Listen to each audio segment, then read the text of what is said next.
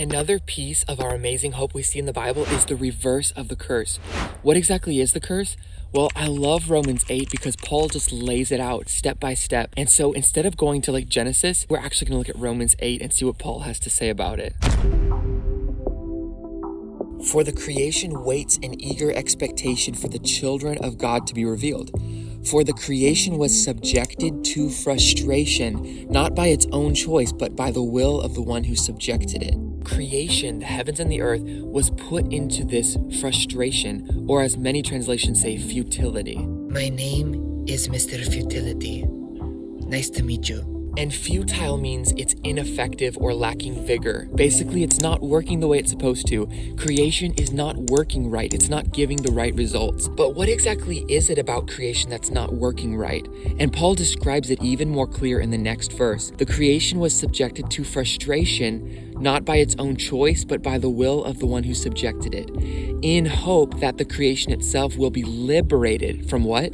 From its bondage to decay, and brought into the freedom and glory of the children of God. He goes, creation itself is literally in bondage to decay, corrupting, rotting, moth and rust destroying, and that's why it's futile. That's why it's in frustration, because creation was not made for that kind of brokenness. And we see that in Genesis 3, right? Specifically with the curse to the man, because God cursed the woman, he cursed the ground, he cursed the serpent. But specifically what he says to the man is, by the sweat of your brow you will eat your food until what? Until you return to the ground, since from it you were taken. For dust you are, and to dust you will return. Guys, it's this endless cycle of new life, right? A baby is born, yay! A new plant sprouts, right? A flower blooms. But it's only a matter of time before it goes back to the dust. We are all dying. Creation is literally breaking down. As I speak to you, not to sound depressing or anything, but my body is literally dying, and your body is breaking down as you listen. And that's the futility. Creation is in this bondage to rotting and decay. And that's why it's this frustration, this futility. Creation is not producing life the way it was meant to. So what is the solution? Going back to the beginning of the passage, Paul gives the answer, and it's interesting because we would expect him to say something like, guess what? By the Holy Spirit, in this life, you can overcome the curse. You can get your bodies to be healed and live forever, right? Well, he doesn't actually say that. No, what he says is, the creation waits. What? Why is it just waiting? We should be victorious, right, and overcome the curse right now. Well, he says, creation's waiting. Something's coming. What? It's waiting in eager expectation. There's something creation is eagerly expecting. Well, what is it? In eager expectation for the children of God to be revealed, for the creation was subjected to frustration, not by its own choice, right? It didn't want to be, but by the will of the one who subjected it in hope. So when he subjected it, it was already with the hope that the creation itself will be liberated from its bondage to decay and brought into the freedom and glory of the children of God. Isn't that interesting? Paul goes, when God put the curse on the earth, he subjected it to futility. It was already with the hope that one day that curse would be lifted and one day creation would be freed. God allowed the curse, but knowing that it was only temporary. One day it would be taken off of the earth. And so guys, even in that moment where God allowed the curse, he was already looking forward to that moment when it would be taken off. God is looking forward to creation being released and unshackled. And creation is looking forward to it too. But creation isn't waiting just casually. No, it says creation waits in eager expectation.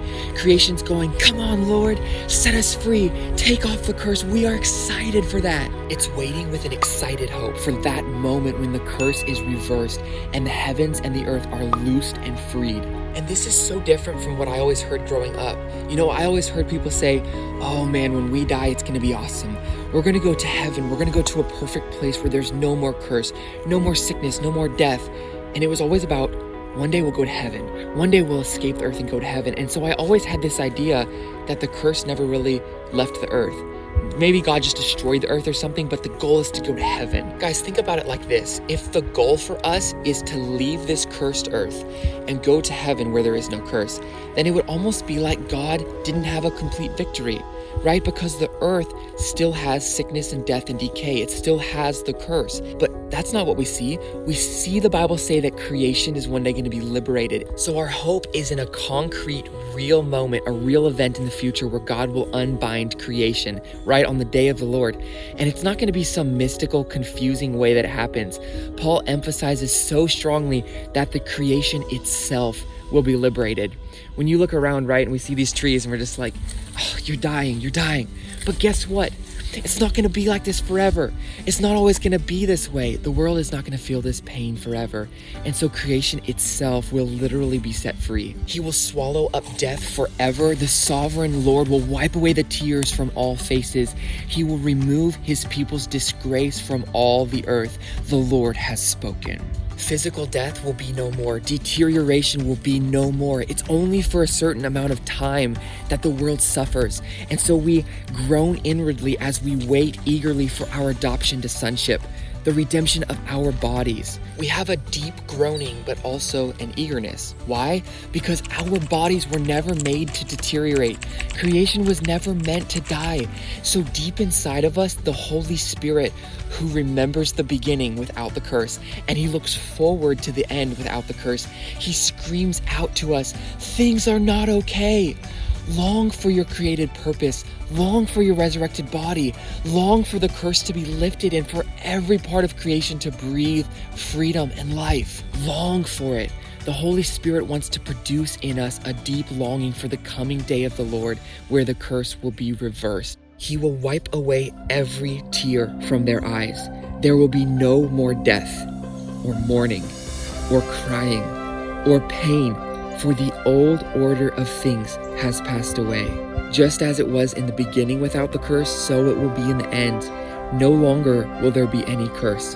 The throne of God and of the Lamb will be in the city, and his servants will serve him. Friends, we know that the whole creation has been groaning as in the pains of childbirth right up to the present time. Let's join creation in groaning and longing for the coming day of the Lord, where it will all be restored.